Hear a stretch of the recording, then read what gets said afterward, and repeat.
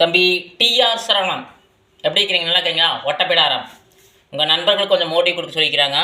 நீங்கள் football player, ஏன்னா இப்போ கிடையாது. ஏன்? லவ்.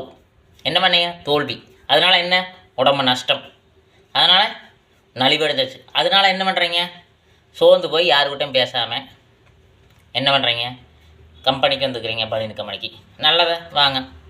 அதுக்கு நலிவு, உடம்பு நலிவுடணும் கிடையாது. அதை நினைக்கணும் கிடையாது. நீங்கள் பிளேயர் தானே, பெரிய பிளேயர் தானே. அந்த பிளேயருக்கு உண்டான விஷயத்தை, அதுக்குண்டான தேர்வு திறமையை நுணுக்கம் நேக்க அதை கையாண்டு போங்க. அதன் வழியாக போங்க, நீங்கள் வெற்றி பெறலாம். சரிங்களா? காதல் தோல்வின்னு தூக்கி அக்கடை போடுங்க. வீரனுக்கு என்னைய தலை சாயல்? வீரனுக்கு ஒருபோதும் தலை சாயக்கூடாது. பெரிய ஃபுட்பால் பிளேயர்னால் இதை நினைக்கக்கூடாது. ஃபுட்பாலை மறுபடியும் தேர்ந்தெடுங்க. கம்பெனிக்கு வேலைக்கு போனால் பிரச்சனை இல்லை. எங்கே வேலைக்கு போங்க. வேலைங்கிறது ஒன்று நம்மளுக்கு கண்டிப்பாக வேணும். ஏதோ ஒரு வேலைக்கு நம்ம போகணும்.